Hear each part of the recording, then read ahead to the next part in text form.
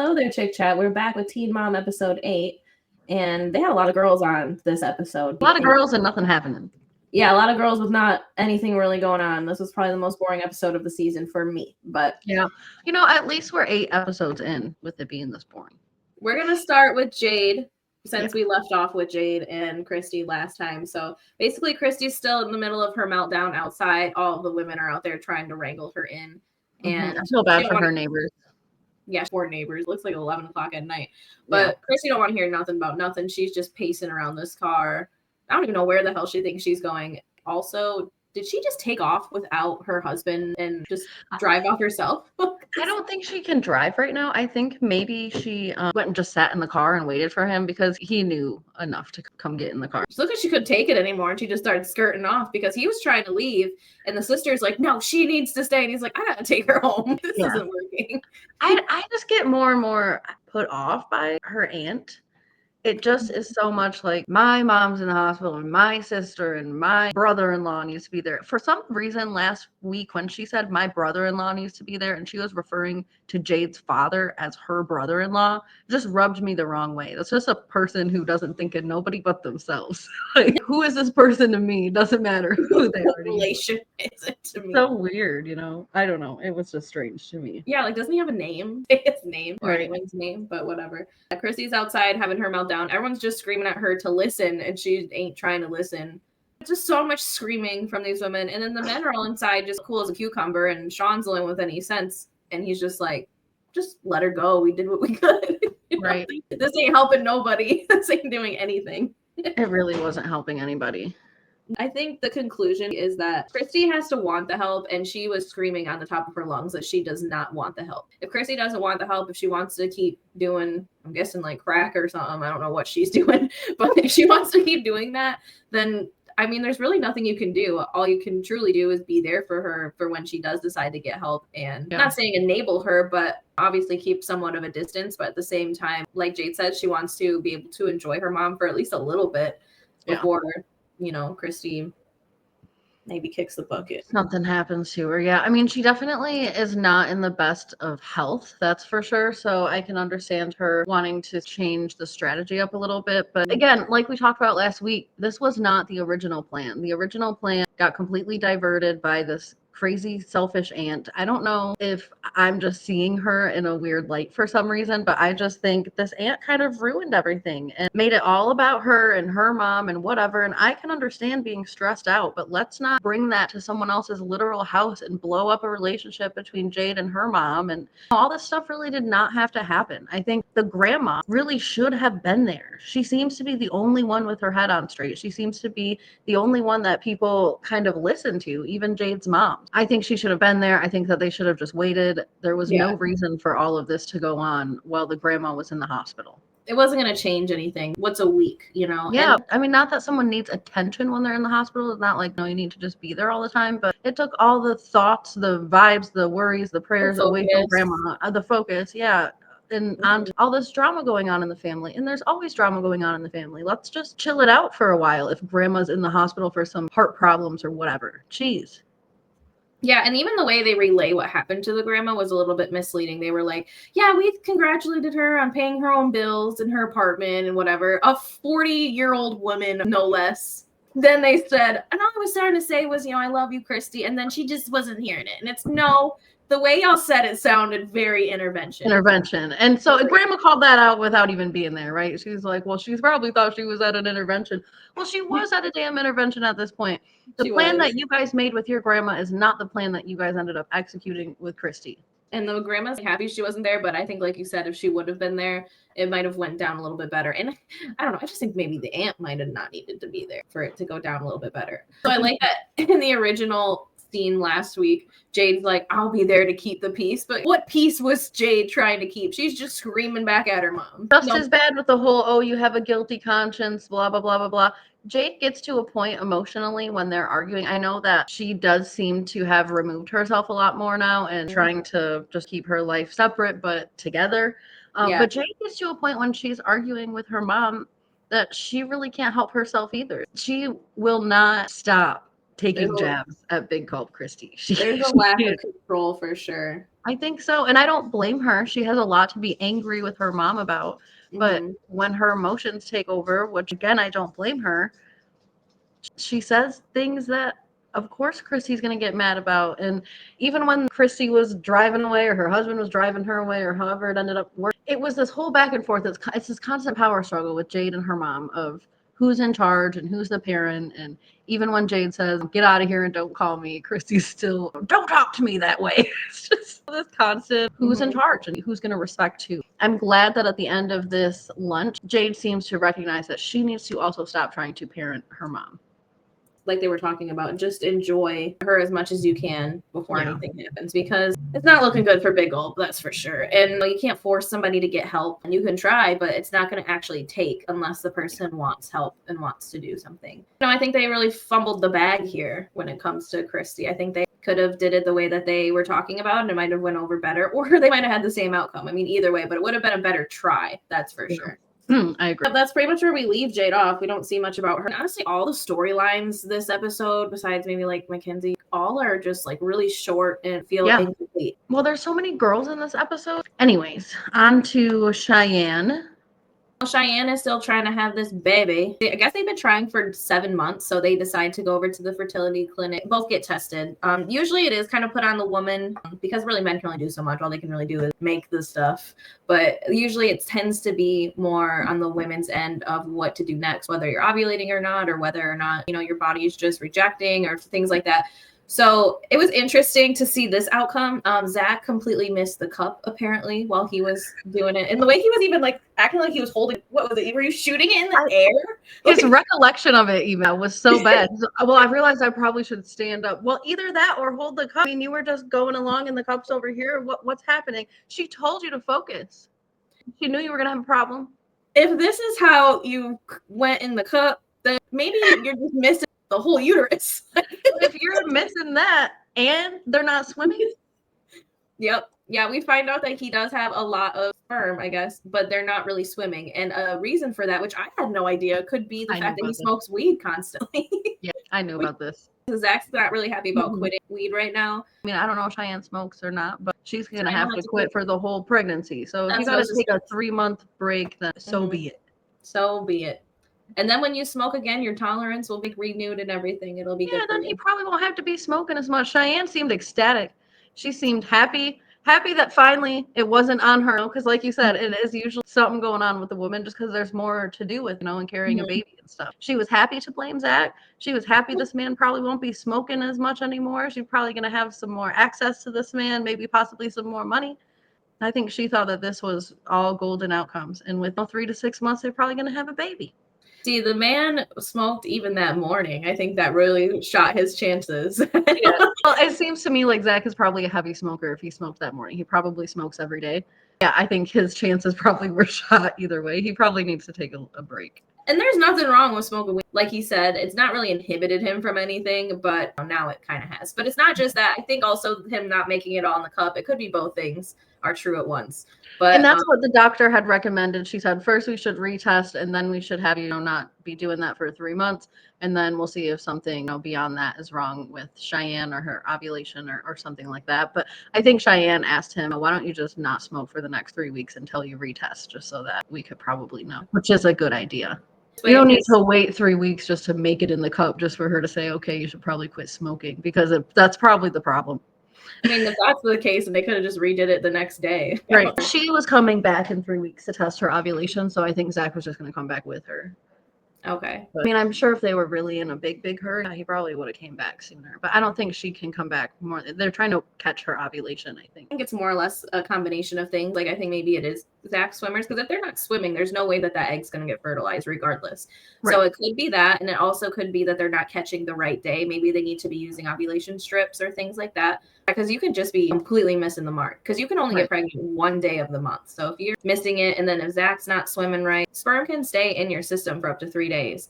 But if they ain't swimming and they're just vibing in there, there's no point in actually. They probably didn't even make it all the way to where they got to go if they're not swimming. So they're just running into walls.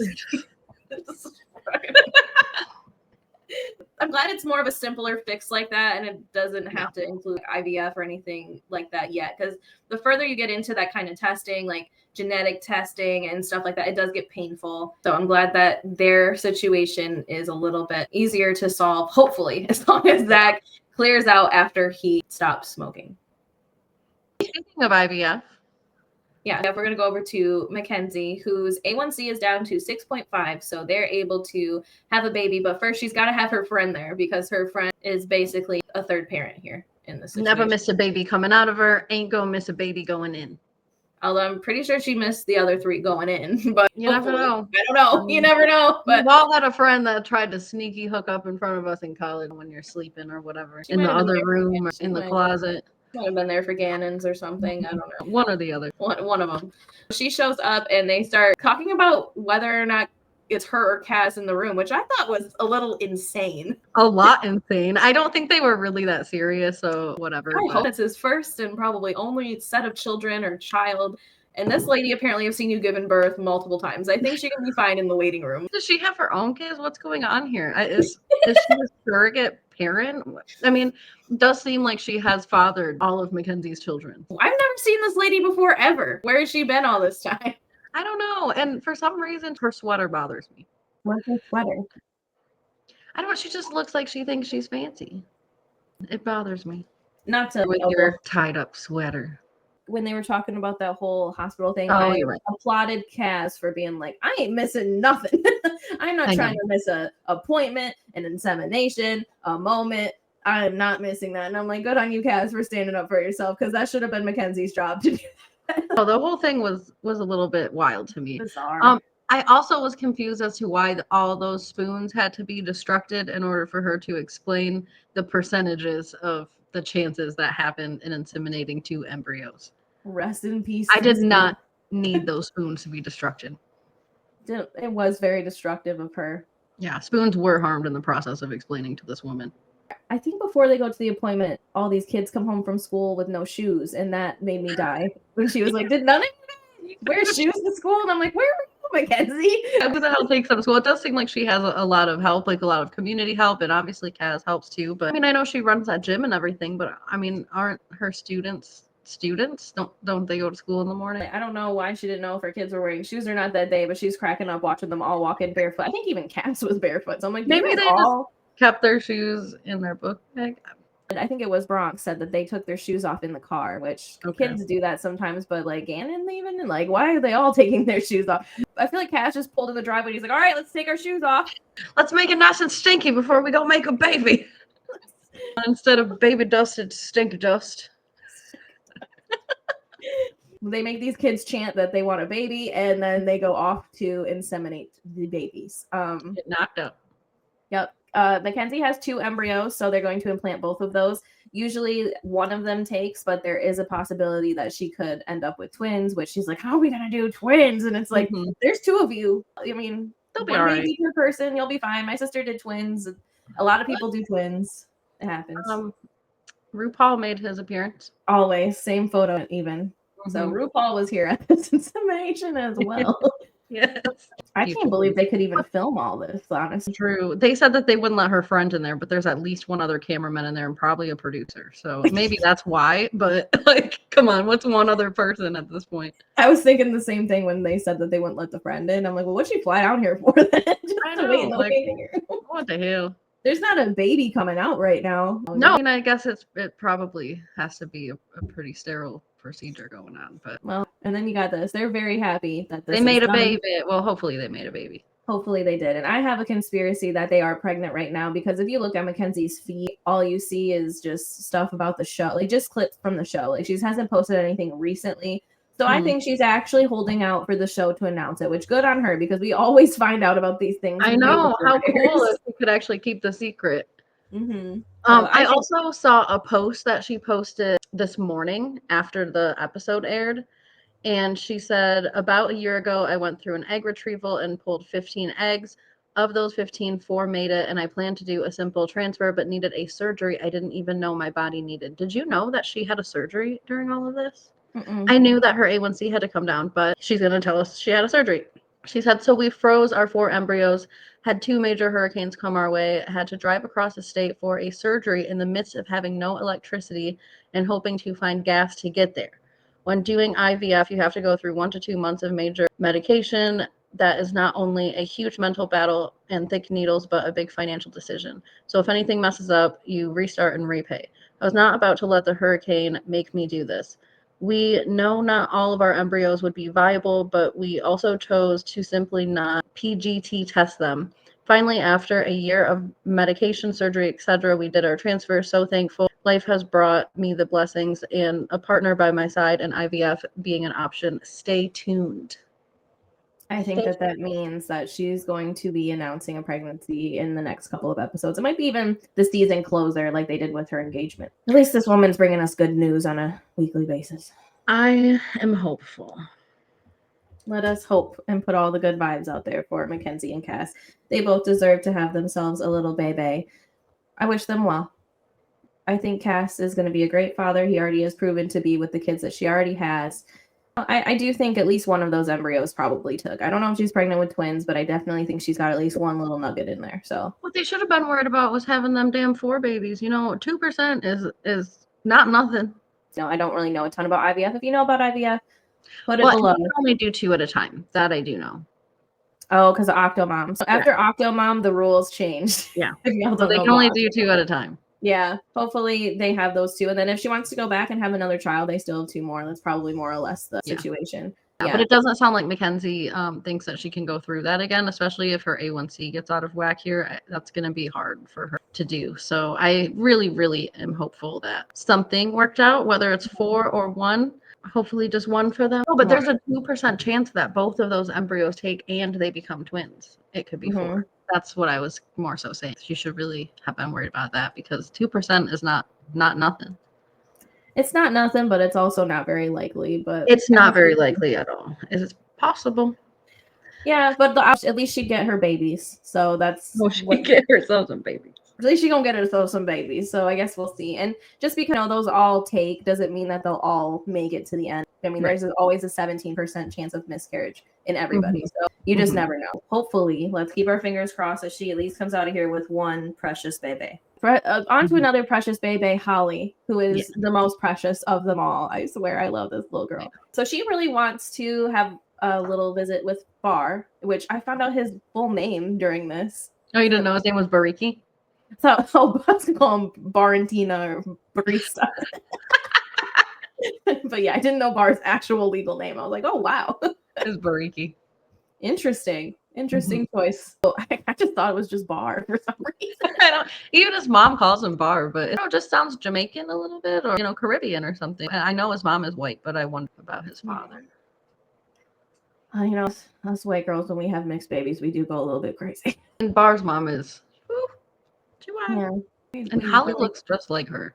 It's pretty crazy.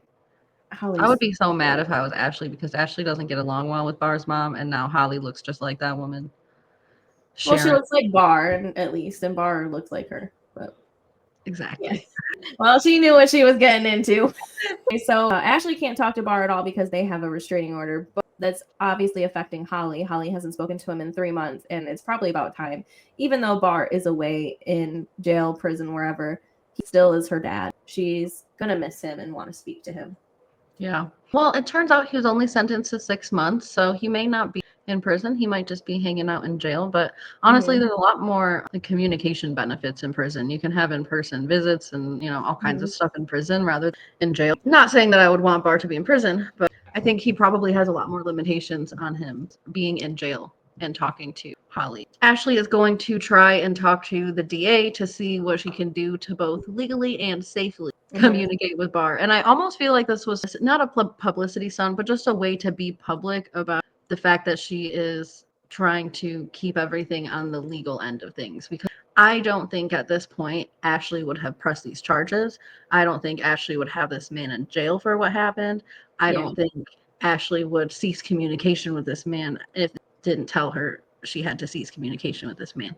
She might have done the restraining order just to keep him out of her house. I think she has had one before from him. Maybe not. I can't remember. I know that she's contemplated. And I'm not judging her. Everyone has to go through their own process with their relationships. Obviously, she knows that he's dangerous and he's not making good decisions and all of that. No, it's just that she's trying to figure out how to maintain the relationship pretty much for Bar and Holly, but she does end up getting this message. And I feel like all of this was produced as well, because this just does not look like a professional email to me. This looks like a notes app. Yeah, it looks like, well, no, it looks like Teen Mom read and regurgitated whatever message she did get from the DM and then distilled it and sent her an email to make it look like this message. I do know that some of these court apps are strange, though. My sister uses one to communicate with her baby daddy, and that's kind of strange like this. So it could just be that, but this looks like an email gone This wrong. is an email. This is a Gmail for sure. There's no question about that. Yeah. Email that there's not even a signature right here on the bottom, unless like really blacking it out, but usually they would just blur it.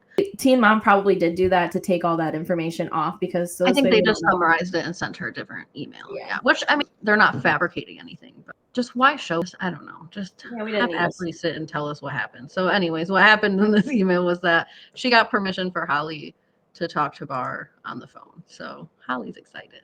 And she was so cute when she was saying, "I'm just really grateful that you did this." I was like, "Oh my gosh, is she 20?" Like, I know. She said, "I wouldn't be able to talk to him if it wasn't for you." The fact that she understands the gravity of that, it does seem like she was getting kind of resentful towards her mom about not being able to see her dad. I know when you're a kid like that and you don't know what's going on, you're confused. And, if your mom's always made it happen for you to be able to see your dad, then it's like, what the heck is going on? You can't help but blame your parent, even if you don't know why. So I'm happy, just like Ashley said, that instead of just knowing or being told what's going on, she can kind of see what's really going on. And I know that that's not going to be easy either, but it's so much better to have your dad in your life, regardless of where he's at, than for him to just disappear, off the face of the planet. Yeah, I just thought it was so mature. Like, I'm so grateful that you did this for me so I can actually talk to my dad, because without you, it wouldn't be possible. Like, what? So smart and so insightful and so grateful. She's going to be a therapist. Ashley does set up this little phone call, and she's so cute. She's like, "And I'll give you your privacy." I know. Ashley treats her like a little adult, but not in a way where she's responsible for a lot of things. She just is aware of a lot of things, and she supports Holly through the most information that her capacity can take. We've seen Holly just flourish and bloom. I don't think she's going to be a psychologist. I think she's going to be the president. I think she's going to be amazing. She should. I love the bond here, the parenting here. I honestly think that this is the best that I've seen. I mean, I feel like I don't see enough of the parenting between Nova and Tyler and Caitlin, or even so much of Cheyenne and Ryder. But when we do see this, it's just really good. Honestly, I feel like we don't see enough of Ashley and Holly. Whenever we are seeing Holly, it's usually this kind of stuff is going on with Bar, or they're arguing. They followed a storyline for a while where her and Bar were happy. And I know it has to kind of generally follow her life. And Ashley has had tough life, but Ashley's also been in nursing school. We've never seen her the way that we saw Chelsea in hair school, or the way that we followed Kail going to school the whole time and all of that. We don't follow Ashley doing that at all. We don't see these parenting moments either that really result in Holly being such a highly intelligent, emotionally intelligent kid. We just get to see the outcome of it, but we don't see the moments really where Ashley's going through the stuff with her. I wish we would see more of that. We just see Leah's damn PSAs. Do see a lot of Leah's PSAs. They really don't follow them like career-wise and school-wise anymore. But I think part of Ashley's is because being a nurse, there might be some HIPAA stuff. She could be in school in her scrubs. You don't really be getting into hospitals and nursing school until like the last year. No, but they probably also don't just want the cameras in there for many reasons, probably. I mean, I feel like a lot of these schools for those kind of careers might not like that kind of attention. True, but you don't see her studying. You don't see her going to no study groups, no friends. Now she's got a couple months. And when Kail went to her study group, she found herself a new man. So we found Chris over there. In fact, we'll talk a little bit about Kail later in the episode, actually. But Holly has her little call with Bar, which I would have loved to have been a fly on the wall for that, because I would love to hear the questions she had to ask him and stuff, because he's really got to explain himself to this little girl at the end of the day. I think she probably asked a few things, and it might be hard for Bar, because I don't think Bar is as intelligent as Ashley, so who knows what he is in there saying. But I hope he's just being honest too, as honest as her capacity can take. I had a father who was incarcerated, and I know even through letters he was really honest with me about what was going on as far as my capacity could take, and I really appreciated that. You don't want to see your parents in bad circumstances, but at least if they own their shit, that's a good value to pass on. If you're going to make a mistake, at least show your child that you can own up to it and be a good person afterwards. I hope, like you said, that he's smart enough to carry himself in a mature way for his daughter. daughter and just own up to as much as he can. I thought it was really touching that Ashley started putting up this little coloring table. I think it was a great idea. It was. Let's draw a picture for your dad, because we know that Ashley and Bar are not on good terms at all. She drew him a dog. The fact that she even sat down and put crayon to paper was pretty remarkable to me. But she could have easily just set it up for just Holly and been like, how about you draw your dad something or whatever? But she's like, I figured we could do this together. Yeah. I was wondering who they were talking about when she's like, yeah, we could just draw Zoran or what. I think they're talking about a couple of pets. I don't know if they were cats or dogs, or I don't even know if they're their cats or dogs, but it was a dog or a cat. So I was wondering, I was like, is this like an anime character? Maybe, but it looked like she was drawing a dog. I thought that this was definitely good activity. I think obviously she's going to want to talk to her dad more. And so a way to continue to express her emotions through drawing him a picture afterwards is a wonderful thing. I just think these are the parenting moments that I was just saying we have to see more of from Ashley. It's beautiful. You wouldn't imagine that Ashley, of all people, like, she's so problematic with everybody on the cast, that she's just this great of a mom. Like, she just has so many hats. I love it. I love Ashley. I think she's great. I just love the way that she parents and talks to Holly. She did let Holly know that the DA said that she could have 2 phone calls a week with Bar. So that made Holly pretty happy, because she did say that she just wants to talk to him more. I think 3 months apart is a very long time. I'm surprised that she didn't get a call a little bit earlier, but I'm sure it's a process. Well, I think there were legitimate issues with the contact there, because the only way that Bar could get in contact with Holly was through Ashley. And when there is a domestic violence charge going on, I don't think you can contact. You have a court case against each other. So I don't think you can be in contact with each other, especially when that person's in jail and the call is recorded. So that would just get Bar in a lot more trouble. And I think that that's why I didn't know the word to use. So when I was saying like publicity stunt earlier or whatever, I think they're trying to be publicly careful about their contact with each other, because again, I don't think Ashley would have him in jail about this situation if it was up to her. So I think she really doesn't want to do anything to prolong his stay in jail.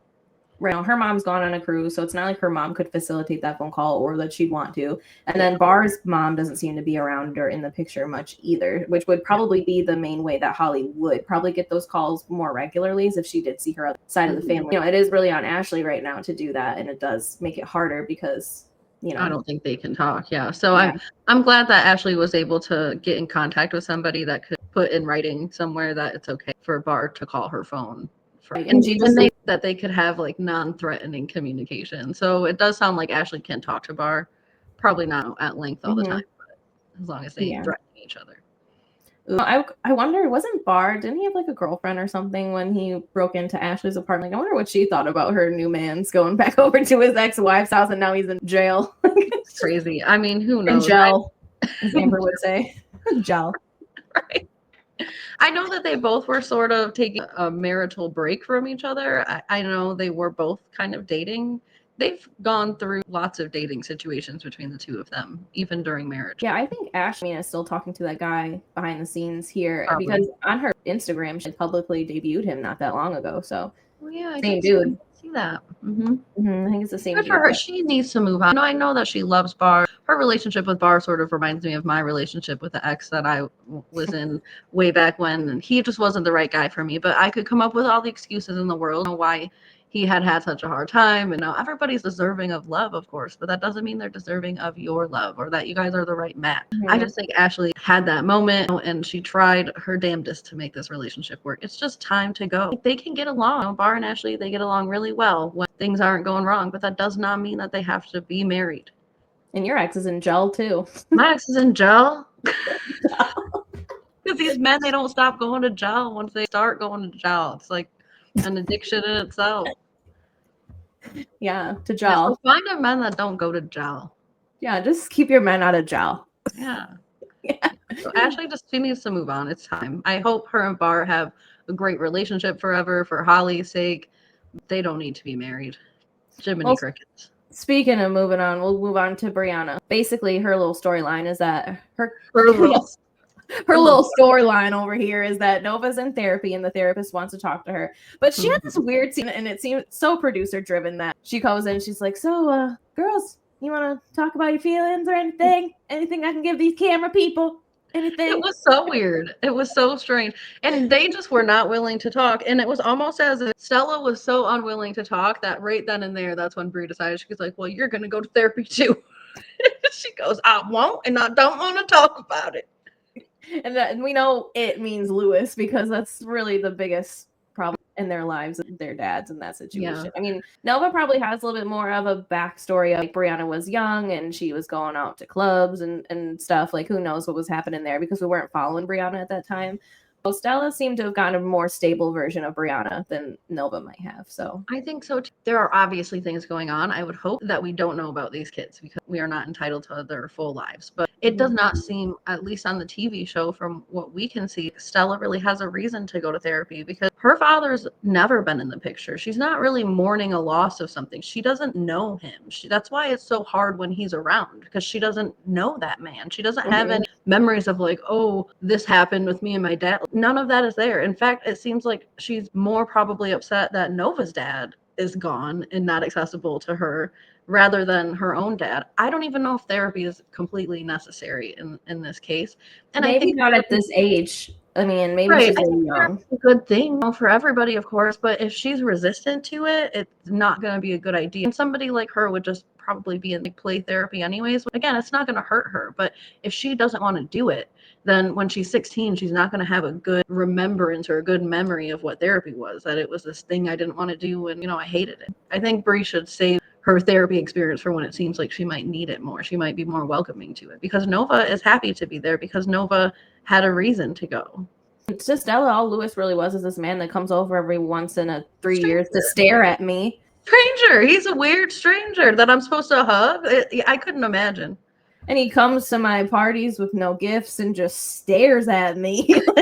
Probably takes some weird pictures, tells me some stories about people I've never seen. I couldn't imagine. Yeah, and he sounds like he works at a food truck. Like the man is not. I know. He's just not. He's just not it. He's not. I do not know how Brianna ended up there that night with Lewis of all people. I've never understand. Again, another time she thought she was going to be pregnant again. Brianna just is a glutton for some kind of punishment.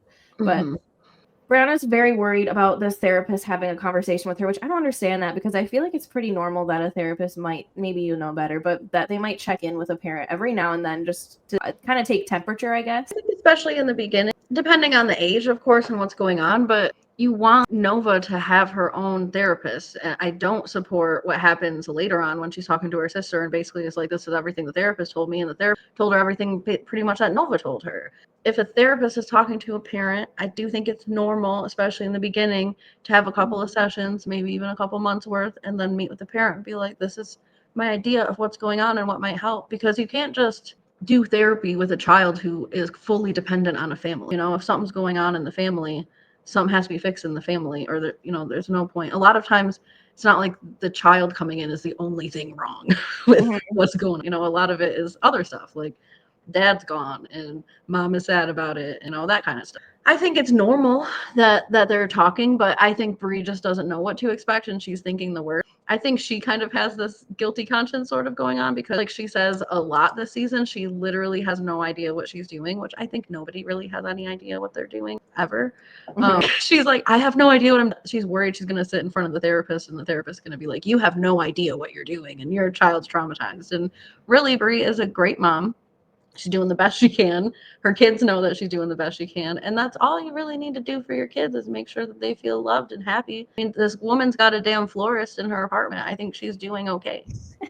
Yeah, I think you made a good point about when she was talking to Brittany later about what the therapist said, because do we not remember the indents in the ground from how hard Macy was drug over relaying what the therapist said about Bentley?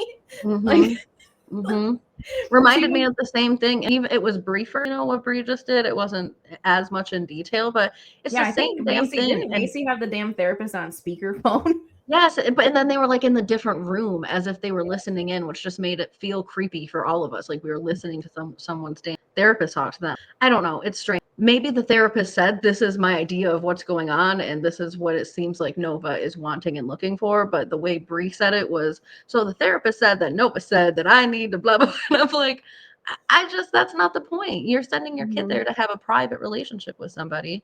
You should respect the privacy of that relationship. And now you're over here blabbing it to your sister, blabbing it to the damn world. Yeah, she could have worded it a different way. I was given the idea to maybe hang out with Devoyne's family a little bit, which I love that was just glossed over and it's now I don't do that. She's like, yeah, apparently Nova wants me to start hanging out with Devoin's family, and she wishes that he didn't move and that he needs to come back. And it's, oh, we're gonna talk to Devoin about this. No, wait. Are you gonna go hang out with his family too? I know. Well, she's not gonna do that. I mean, that's not really a realistic option. But maybe some things around, like maybe Nova can go over there a little bit more, or there can be some calls or something. But maybe like that whole birthday situation, she could have invited his family there. Or I think that's a great idea. I mean, I don't think they should go over there and have movie night unless they're really that close. Right, but some more intermingling. Yeah, when Bree's family gets together, maybe inviting Devoin's mom. If she's around, is she around in that area? I think so. I think that's who still braids her hair, is his mom and sister and stuff will braid her hair. I mean, I could be wrong. And then maybe Bree could come and actually hang out during those times instead of like dropping her off or something. I don't know. There's probably some options there. And I think it's important. The therapist tells Bree, this is kind of what's going on and what's bothering her. Some things that could probably be done to make her feel better. That's important. But I just hope she's not giving a lot of details. And it does sound like Devoin's getting a couple text messages, like maybe like one phone call. So it sounds like there could be more communication on that end, even if he is going to stay in Michigan, whether that's a Skype call or a Zoom call or something like that once a week. Like Nova, who's not responding to him. Because she's upset. And I don't know if part of that is because maybe Brianna's walking around here all upset about Devoin leaving at the same time. That's part of, I feel like, with these girls and even this conversation in general, too. I feel like some of this, there's a lot of projecting going on here. There's a lot of potential self-fulfilling prophecies going on here. This whole idea. And Nova and Stella are going to end up just like you and I. And it's like, that's not what's going on here. Stella's dad is gone out of the picture, yes, but history doesn't always have to repeat itself in this way. Bree is the one who just decided that off of one conversation with a therapist, without trying any other intervention, that I'm just going to never talk to this man again. This will be my last conversation with him. I'm just going to cut him off. That is how you create this problem. Why don't you try to intervene? Why don't you try to do some of the other things? Hang out with Devoin's family. Just cutting them all the way off and then Devoin not being involved at all is exactly what you are fearing is happening. So why in the damn world are you doing it like this? Because obviously Nova is missing Devoin. So even if doing those little things like maybe seeing his family a little bit more, inviting them out to events, maybe out to the beach or things like that, just small little things where maybe you're out in public, those could help Nova a lot to feel more connected to her father, even if her father's not there. Right. And abandoning her before she gets abandoned is not going to make her feel better. That's not going to work. And I know she wants Devoin back, which, I'm not totally against that either. But I think also curating more of a relationship through distance as well, because there will be times where you just don't have access to a parent or whatever. Yeah, and that's not always realistic. There are a lot of kids, even on Teen Mom, Leah's daughter, Holly and Addie, her dad is always out working. There are a lot of kids, especially with dads, who have dads who work long hours or they travel for work, or a lot of construction jobs. You can be gone for months and months. And if you're not bringing your family along with you, which is not really feasible all the time, military careers, I mean, these are just things that I'm not saying everyone has to get used to. But if that's the type of family that you have, if that's how your family's livelihood is made, you do get used to those things. That's how you make your money. That's how you guys live. And you can curate relationships through distance as well. I mean, we have so much technology nowadays that it's really just a point of making sure that Nova answers that phone, even if she doesn't really want to. Be like, you know what, you haven't talked to your dad in a while. Why don't you just answer the phone and see what he has to say? Or why don't you give him a call or whatever and schedule these things with Devoin? And I do understand that Devoin is very nonchalant, although he is always dealing with women all the time. So he's probably just like, yeah. Like, he can't be too excited about one specific thing. Yeah. So yeah. And I do see where that can be an issue, but I think just writing him off for one conversation is not going to be helpful. And I don't even think that's realistic or going to happen. You're going to have to speak to that man again about this and again and again. I think just relaying to him what the therapist said and seeing how you guys can work out a situation where maybe you invite his family over a little bit. Maybe he comes for more visits because Nova loved that visit. So if he could just come once every 2 months or so for a weekend visit, I think that's better. It seems than what he was doing before her birthday. Yeah, I think just more contact. Let's start there rather than cutting it off completely without forcing him to come home. It's either come home or no contact. Yeah, let's force the man to come home and then be broke and back in the same situation where he's trying to go to casinos and all that. He's finally doing well, and it is a bummer that he's so far away, but he does have the ability to stay in contact with his daughter. And Nova is going through something right now. She's allowed to be upset about him being gone and having some issues adjusting and all of that, but she's going to adjust adjust. She's going to figure it out, especially she has a therapist. She has a good mom. She has her grandma. She has her aunt. She has people who care about her. It seems like she even is connected to Devoyne's family in some way. Like she just wants more of that. Yeah. And I think those are really easy asks, honestly. I think that this isn't really that hard. It's not like Lewis, we're completely out and his family's completely out. If Stella's asking for him or something. Well, it's like, so these are the two asks, and Bree's response is, I think this will be my last conversation with him. I'm just confused. Roxanne was encouraging Bruno, you can't do it without Devoyne. He needs to be involved and included in these decisions. I just get confused sometimes because it's like they keep talking about how important a father is because there's never been a man in this family. And then every time a man is involved, they seem to kind of push him out. And I'm not trying to judge them or stereotype what's going on, but it just seems like they cannot seem to keep a cohesive family unit. Yeah, it's a bit confusing with that. I think that they don't even really know what they want with the whole situation. Hope's also 13. She could also go visit Devoyne every now and then if Devoyne can't come to her. Like maybe send her out for a weekend. She's not. Yeah, especially in the summertime. Yeah, I just think that there's a lot of other options other than what Bree is coming up with for this. It seems like it's a sort of a radical solution to a small problem. Well, then didn't Roxanne just bring Nova out to a concert? I feel like, maybe have his mom take her out somewhere or out to dinner or something. I think part of Nova's point is she wants Bree to be involved in that, but baby steps, right? So maybe just invite them to the trampoline place and or whatever. If she saw her grandma with her mom at the same time once a month, that would probably be nice for her. Or even once every couple months or something. Like I get that might feel excessive to Brie because I don't think she likes Devoyne's family very much, but I don't blame her. I remember. But no, it is what it is. Anyways, what's for next time? Because man. Yeah. So next time we are going to see Macy, Kate, Tyler, and Kail all together for Kate and Ty's new podcast, which I know Ann and I have talked about a little bit in some of these streams. We haven't necessarily reviewed any, but definitely check the podcast out if you haven't before. I think it's called Kate and Ty Break It Down. And if you'd like us to go live about their podcast every now and then, let us know. I mean, we can definitely cover some of those episodes live or whatever for a little 20-minute thing for you guys. Also with Kail, we did learn recently, actually, very recently today, that her man might be cheating on her on cruise ships and things. Yes. I mean, maybe he's not actively right now, but he has at least cheated on her with one person at one time. Allegedly. The evidence is pretty evidencing, so. It is very much evidencing. We got tattoos, we got videos. This man's mannerisms are the same, and we have hats to match from video to personal Instagram. So I think it's true that this was him. Obviously, she did not take a video of the alleged cheating activities, so we don't know. She might have, and we just haven't seen it yet. Maybe. We don't know exactly what went down or how far things went, but it seems like things went all the way far.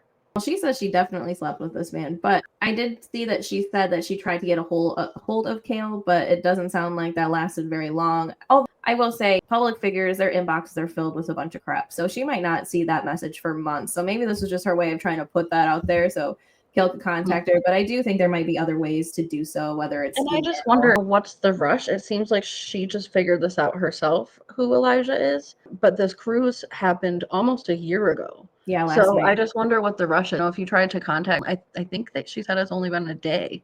I think she's just acting on impulse. She saw this man and she's like, I gotta get this out there because this is crazy. I do think that she didn't really put two and two together till now, because otherwise this would have all been out months ago, if not a year ago. I don't think I would know who Elijah is walking down the street just randomly. And I watch Teen Mom. Well, he was never on the show, so you hear about him a little bit. And even with Kail, she only posts him so much. Yeah, I don't think I would have put two and two together till later either. So I do believe that she didn't really know who this man was. And it was funny when she's explaining it. She's like, I haven't watched Teen Mom since I was a child. And I was like, a child? How old is this girl? Because I was definitely a teenager watching this. So we were teenagers, but we're in our 30s now. So if she's in her young 20s, I mean, she was basically a child. A child watching this stuff, I guess. Y'all didn't have Yo Gabba Gabba or something else to watch? She could have been 6, I mean, damn. Anyway, it made me feel old as hell. Oh my god, child. Okay. So apparently Kail is going through this cheating situation. I'm very curious to see how Kail responds. Definitely keep up with us to get our reaction on that, because you know this lady's going to have a podcast episode where she sits that man down and she explains to us that he already told her this a year ago or something. They have their little scripted response to all of this. Or if she completely ignores it, then that's when you know that there's a problem. Like if nothing else comes of this, I think something is a brewing. I wonder how word's going to catch to her. I'm sure it's caught. So this girl posted this stuff on TikTok, but LB is really who's pushing the story out. So definitely go check out LB's video on this if you want to get more details. But I think this is going to be an ongoing thing this next week or so that we're going to be hearing more and more about. I think so too. I'm here for the tea. I feel bad if this is what's going on, because if Kail has to find another man and have another baby, I don't think any of us can handle it. Her tubes is tied now, so hopefully she just leaves them that way. Well, you know, she'd have a secret IVF baby or something. This woman has this just strange fetish of being with a man with no kids. And I just think maybe if she were to just find a nice man with some kids that has some maturity, that it would end up a lot better for me. Now she's just looking at men in her 20s and her 30s probably, and it's just getting creepy. Because otherwise, I mean, most men her age have kids or have had a past or whatever, and she just wants a clean slate virgin or something, like a sacrificial lamb. I don't understand why every man has to come with no baggage. Well, and this is what kind of sucks too about living in the public eye, is in a lot of relationships, I'm not saying to this extent or to more or less of an extent, but everybody has problems in their marriages and relationships and things that they have to work through and things that they don't want to think about or want other people necessarily to know about. And that's what's hard being in a public relationship, because maybe this is something that she could have, and maybe she will decide to get past and stay with him and whatever. But it's like now everybody knows. And so it just feels icky. She could already know about this. I mean, possible that Elijah told and that's her the thing, and now not. Everyone else knows about it. So it's like if this happened and she already knew about it and she chose to forgive him or whatever, which is fine. I mean, again, like things do happen, but it just sucks that everybody knows now and is talking about it. Yep. So, but I'm talking about it. I ain't gonna not talk about it. I mean, we gotta talk about it. There's not much else. I mean, y'all saw this episode. There ain't much else to talk about. I know. So there's a couple other things that are going to happen next episode. In addition to Kail, there's going to be some other stuff going on in Kate and Ty's podcast. Somebody telling Kate to shut up, and Kate is all like, "Bring it." So I don't know. I guess we'll see what that's all about. Leah has transitioned from PSAs to the girls' to PSAs to half-empty parkses. So she is going to talk to a half-empty park about her experience with substance misuse and her C-section. But really her whole purpose is to speak to the girls'. So it's really coming full circle. Again. And then Amber's going to be back crying on the porch about Leah, whatever. Then there's a birthday. Is it Leah's birthday again? So she's going to get a present from Christina from her birthday. It looks like a ring, and they're going to have an emotional little moment. I don't know if this means that they've decided not to follow through with the adoption and just get this girl a ring or what, but I don't know if it has anything to do with the adoption or if it's just a sentimental gift. But I think it's just a sentimental gift. I think maybe Leah's still thinking about the adoption. I hope she's not completely put off because of Amber, because she can also get adopted at 18 and it wouldn't be a deal at all. It'd be her choice. Yeah. We will see. I think Christina's given her sentimental gifts like this before. If I remember right, there was a birthday where Tanya was there and it was so uncomfortable because Amber wasn't there. And Christina's given her this super emotional gift and crying. So this is like deja vu for me. Yeah, this has happened before. So I'm sure we know how this story ends. But we'll be here to watch it all unfold. So we hope that you will join us. Thank you for watching. Don't forget to comment and share the video. Click the share button and copy the link and give us a like. Subscribe if you're not subscribed. What the hell are you doing? What the hell? We will see you next time. Remember, reduce, reuse, recycle, Brianna, and goodbye.